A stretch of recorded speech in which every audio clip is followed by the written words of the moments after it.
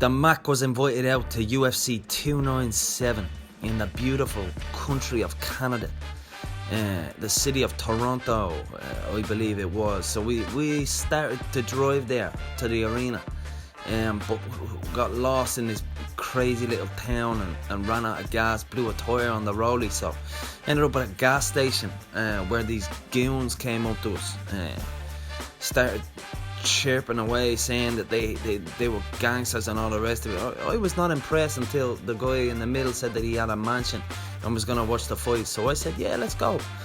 Let's take him up on his offer and see what he is about. But they roll pretty deep, these guys. They roll deep.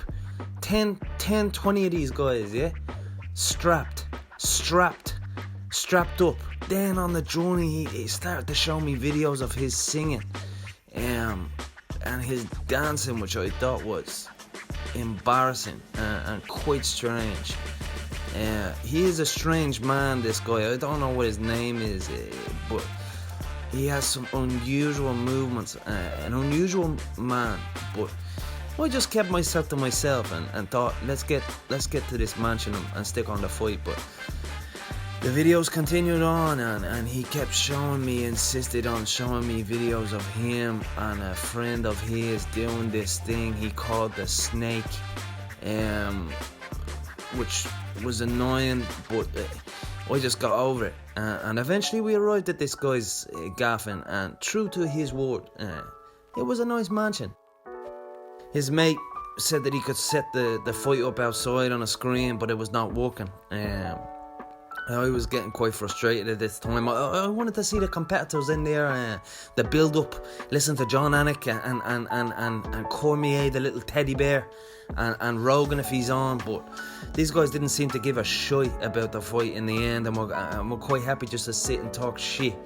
So I decided to go into this guy's gaff and look for a screen myself, and I found this new piece of technology, this 9-screen TV, and hooked my phone up to it with the UFC Fight Pass. Password was Dana White, and eventually got the fight on, which was good, and I was excited in there to see the South African, who I have enjoyed his work.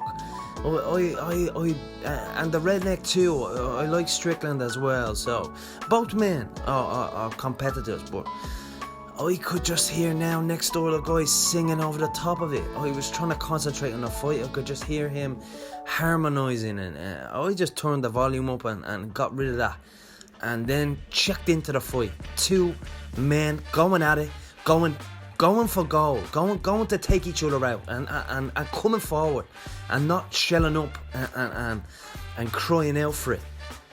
But outside, the guys, I could hear them still. They were outside now talking about gambling, some company they'd invested in called Stake or something. I don't know. So again, I just turned the volume up and watched the men go at it. Strickland, I thought looked a little stiff in there, out of shape. A little out of shape, I would say. But the South African is a strange looking dude.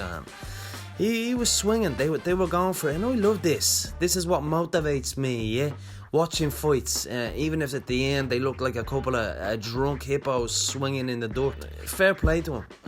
Fair play to him for getting in there. Even outside, the goons, the rappers, was toasting to it. They had managed to get the game going and get the screen on. I had to slip out of there. After a while, I needed to get home and see D and get back to my training. So I was looking at the travel possibilities, and some thoughts went through my mind. But I thought, no, I'm gonna run home from here. Yeah.